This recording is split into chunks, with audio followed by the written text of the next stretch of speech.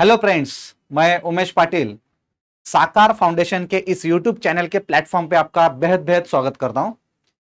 दोस्तों, Maharashtra talent search examination अभी 1 महीने पहले हो गई है। 8, 9, 10 ये तीनों के तीनों स्टैंडर्ड के लिए एमटीएससी की एग्जामिनेशन के जो क्वेश्चन पेपर थे वो अलग अलग थे। वही क्वेश्चन पेपर का एनालिसिस हम लोग अब टाइम टू टाइम करते जाएंगे। हम लोग क्या करेंगे, ज्यादा बड़ा वीडियो ना बनाते हुए एक 5-5, 6-6 क्वेश्चन का एक हम स्लॉट बनाएंगे। जितना टाइम लगेगा उतना टाइम लगेगा, तो क्या हो जाएगा, आपका भी रिवीजन हो जाएगा। आने वाले एमटीएससी के लिए जो 8 से 9th में गए, 9 से 10th में गए, 7 से 8 में आने वाले हैं, उनके लिए बहुत फायदेमंद ये सेशन रहेगा। तो जल्द से जल्द बच्चों ये चैनल को सब्सक्राइब करो, लाइक करो और शेयर करो। हम लोग चालू करते हैं। देखिए, जैसे कि स्क्रीन पे दिखाई दे रहा है आपको, महाराष्ट्र टैलेंट सर्च एग्जामिनेशन 2024 का ये क्वेश्चन पेपर है। उसमें से मैंने क्वेश्चंस निकाले हैं। हर एक क्वेश्चन का एनालिसिस हम लोग लेने वाले हैं, इसलिए आप लोगों को पेन पेपर साथ में लेके बैठना है, क्योंकि आप लोगों को कैलकुलेशन करना पड़ेगा ना। तो देखिए, इसमें मीडियम इंग्लिश हिंदी दिया है। Centre for talent search examination excellence Pune, ये उन्होंने उनका एड्रेस दिया है। तो हम लोग अगली स्लाइड देखते हैं। देखिए, इसमें पेपर 1 एंड पेपर 2 होता है। नॉर्मली आपको एक इंफॉर्मेशन दे देता हूं, क्योंकि आप लोगों को भी मालूम होना चाहिए। जिनको नए बच्चे हैं, जो नए से वीडियो देख रहे हैं, जिनको एमटीएससी के बारे में पता नहीं है, उनके लिए फायदेमंद रहेगा। देखिए, 2 पेपर है इसमें। मेंटल एबिलिटी टेस्ट, मैट बोलते हैं हम लोग उसको। क्वेश्चन नंबर 1 to 100 यानी 100 क्वेश्चन उसमें से रहेंगे। एंड देन पेपर 2 में natural science and social science, mathematics से तीनों मिला के और 100 क्वेश्चन रहेंगे। फिर उसमें बाइफर्केशन करके दिया है 101 to 140, it means 40 questions for the natural science. 141 to 180, it is for the social science. For the mathematics, 20 questions. Is it clear? So हम लोग यहाँ पे जो मैथ का सेशन है वो सबसे पहले देखेंगे, और बाद में धीरे धीरे देखेंगे कि कुछ बच्चों का कुछ रिप्लाई आता है, नहीं आता है, उनको जो तकलीफ है, जो सब्जेक्ट में तकलीफ है, वो हम लोग बाद में देखेंगे। तो चलो फिलहाल अब क्वेश्चन नंबर 1 देखते हैं। देखिए, स्क्रीन पे दिखाई दे रहा है, मैं पढ़ के बताता हूं आपको। There are 64 history books arrange in a row at central library. Ancient history is 25th from the left side of the row and medieval history is 30th from the right side of the row. What is the total number of books between ancient and medieval history? Simple है, total question बोले गए।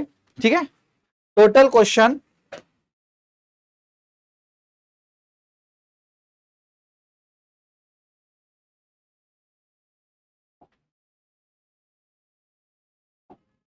कौन सा ले लू? चलो white ही रखता हूं, यानी कि दिखाई देगा आपको अच्छे से। ठीक है, चलो देखिए, टोटल बुक्स है 64, और उन्होंने बताया लेफ्ट एंड राइट। मेरा ये लेफ्ट है, आपका भी लेफ्ट आ जाएगा, आप स्क्रीन पे हो। ठीक है, मेरा ये राइट है, आपका भी ये राइट होगा। और उन्होंने क्या बोला है, देखिए, in a row at central library ancient history 25th from the left side.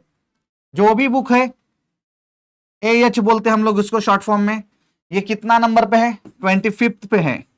ठीक है, 25th यहां तक। अब राइट से उन्होंने क्या बोला? मिडिल हिस्ट्री MH, ऐसा बोलते हैं हम लोग। ये यहां से यहां तक आ गया, MH यहां पे लिख देता हूं। राइट से कौन से नंबर पे? 30th नंबर पे है। सिंपल है दोस्तों, अगर ये 30th पे 25th पे, थोड़ा सा लॉजिक लगाना है।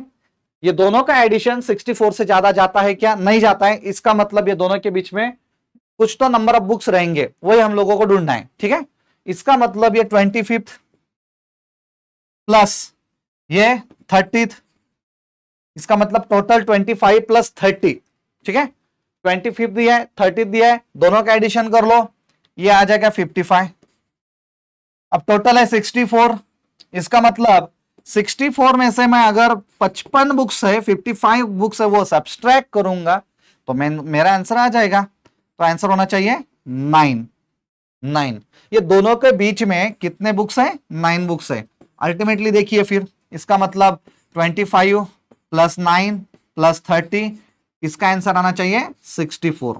तो मेरा आंसर बन गया यहां पे। तो आपको ये समझाने के लिए मेरे को डायग्राम निकालना पड़ा। आप तुरंत समझ में आए, आपके तुरंत समझ में आएंगे, अरे इधर से 30 है, देखो यहां से 25 है, यहां से 30 है, दोनों के बीच में कुछ ना कुछ नंबर ऑफ बुक्स रहेंगे, तो प्लस करना और सब्ट्रैक्ट करना, इतना सिंपल होता है। बट वहां पे टाइम हम लोगों को कंज्यूम करने के लिए वहां पे थोड़ा सा दिक्कत हो जाती है, टाइम कंज्यूम होता है। वो टाइम कंज्यूम करने के लिए स्पीड विद एक्यूरेसी, ये हमारा स्लोगन याद रखना कभी भी, ठीक है। चलो नेक्स्ट,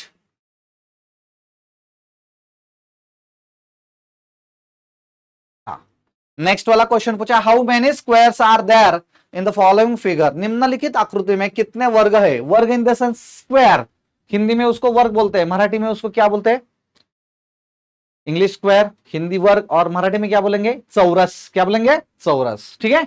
अब देखिए उन्होंने पूछा है, जो डायग्राम दिया हुआ है वो डायग्राम में स्क्वायर कितने हैं, वर्ग कितने हैं। स्क्वायर यानी देखो बच्चों, स्क्वायर यानी, मैं थोड़ा सा कलर चेंज कर लेता हूं यानी कि आपको थोड़ा सा समझ में आएगा, ठीक है। स्क्वायर यानी ये देखो, ये वाला स्क्वायर हो गया, ठीक है, ये वाला स्क्वायर हो गया, ये भी स्क्वायर हो गया बड़ा वाला, ये बड़ा वाला भी स्क्वायर हो गया। तो उनका कहना है इस आकृति में कितने ऐसे स्क्वायर्स हैं वो छिपे हुए हैं, जो डायरेक्टली भी दिखेंगे और कुछ इनडायरेक्टली भी दिखेंगे, हिडन बोलते हैं हम लोग उसको, कैसा बोलते हैं, हिडन। तो हिडन हम लोग देखते हैं यहां पे।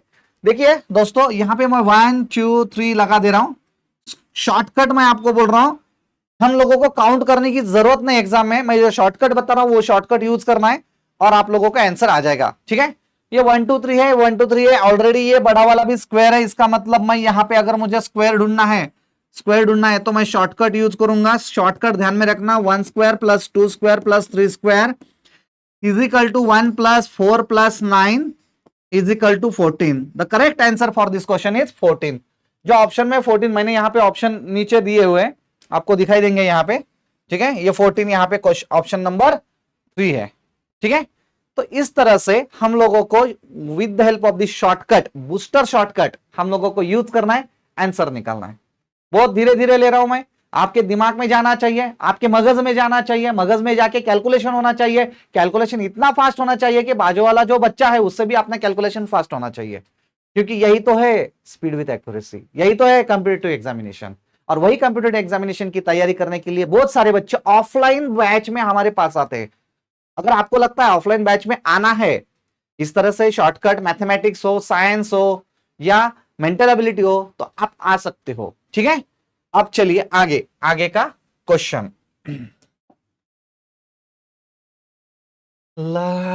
चलो अब देखिए, ये आ गया डायस का क्वेश्चन। बन पाएगा आपसे, बिल्कुल बन पाएगा।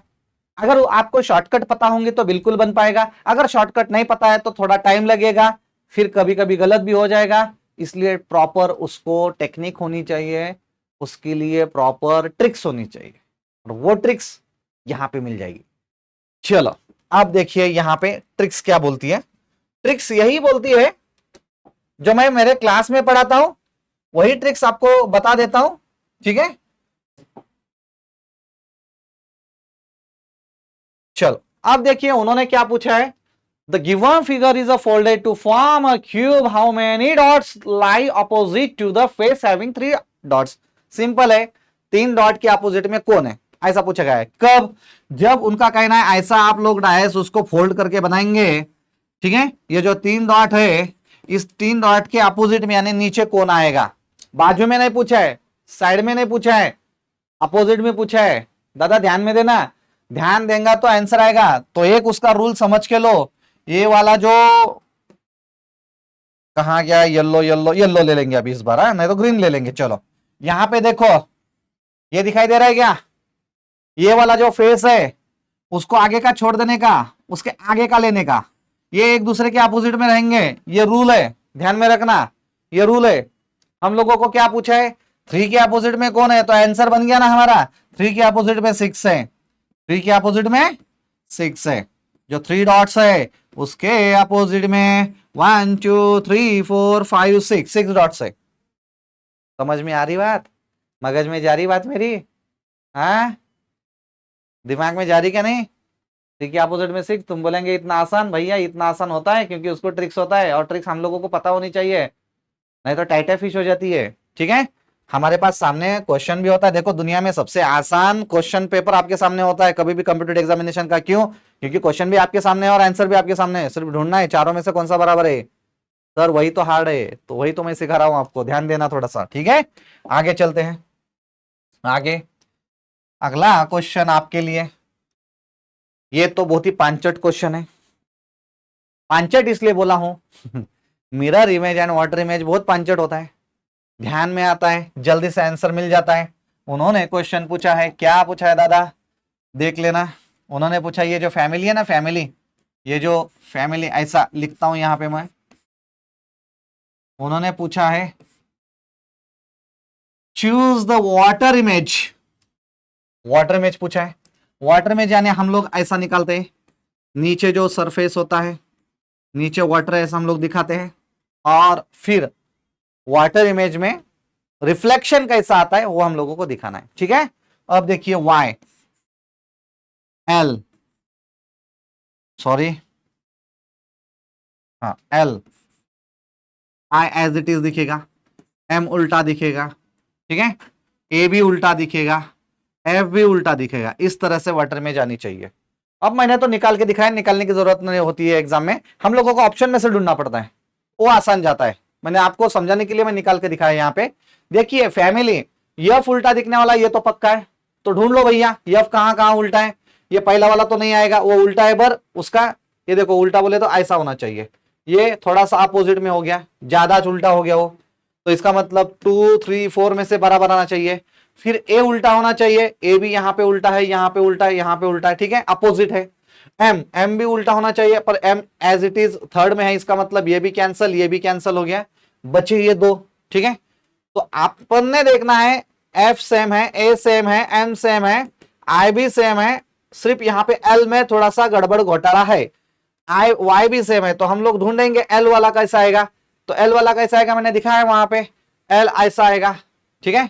तो वो वाला कौन सा, ये, तो ऑप्शन नंबर 4 करेक्ट है, ऑप्शन नंबर 4 करेक्ट है। देखिए दोस्तों, इस तरह से हम लोगों को क्वेश्चन थोड़ा सा एनालिसिस करके आंसर निकालना है, ठीक है। और ये लास्ट वाला आज का क्वेश्चन, देखिए बच्चों, इसमें थोड़ी सी गड़बड़ घोटाला है ये क्वेश्चन में, क्योंकि हम लोगों ने अगर देखा वाटर में देखना है ना, वाटर में जो उल्टा होता है, तो यहाँ पे उल्टा तो दिखाई दे रहा है, बट जो डॉट्स सॉरी लाइनिंग्स है, लाइनिंग्स हैचिंग लाइंस बोलते हैं, उसमें गड़बड़ घोटाला है, होता है कभी कभी गड़बड़ घोटाला, प्रिंटिंग मिस्टेक हो जाती है, पर हम लोग करेक्ट करेंगे और आंसर बताएंगे, ध्यान देना बच्चों। अब देखिए ये वाटर इमेज बोला है, वाटर इमेज में ये जो दो पंखुड़ियां है ऊपर है ना, ऊपर ये वाली, ठीक है, तो ये नीचे आएंगे, तो नीचे आएंगे, इसका मतलब कौन सा हो गया, ये देखो दो पहिए है इसके, दो पहिए, तो यहाँ पे भी दो पहिए आएंगे, तो दो पहिए वाले कौन से, ये तो कट गया, ये भी कट गया, बचा कौन 1 एंड 3, 1 एंड 3 में दो पहिए आ गए यहाँ पे, ठीक है, ये दो पहिए यहाँ पे देखो मैंने बताया अभी जैसे ये वाले, ठीक है। अब देखो यहाँ पे ये जो हैचिंग लाइन दिखाई दे रही है यहाँ पे, ये हैचिंग लाइन यहाँ पे होने चाहिए बराबर, यहाँ पे नहीं है, तो ये भी कट गया, बचा कौन थर्ड वाला। तो यहाँ पे हैचिंग लाइन उन्होंने बताया, पर वो स्ट्रेट बताया, एक्चुअली ऐसा बताना चाहिए उन्होंने, ठीक है, कोई बात नहीं है। बट हम लोगों को ऑप्शन एलिमिनेशन मेथड से, देखो इस तरह के क्वेश्चन जो है ऑप्शन एलिमिनेशन मेथड से जाना चाहिए और आंसर निकालना चाहिए। देखो दोस्तों, आने वाले दिनों में कॉम्पिटिटिव एग्जामिनेशन बहुत मायने रख रही है, आने वाले क्या अभी भी चल रही है दोस्तों, अभी भी चल रही है। नीट जाना है कॉम्पिटिटिव एग्जामिनेशन, जेडबल जाना है कॉम्पिटिटिव एग्जामिनेशन, आगे चल के आफ्टर 10 की बात कर रहा हूं मैं आपको, किसी को डिपार्टमेंट में, पुलिस डिपार्टमेंट में जाना है competitive examination, sales tax inspector बनना है कॉम्पिटिटिव, एमपीएससी करना है, यूपीएससी करना है, एनडीए करना है, आर्मी पुलिस भर्ती, जो भी करना है कॉम्पिटिटिव एग्जामिनेशन आपको फेस करना ही पड़ेगा।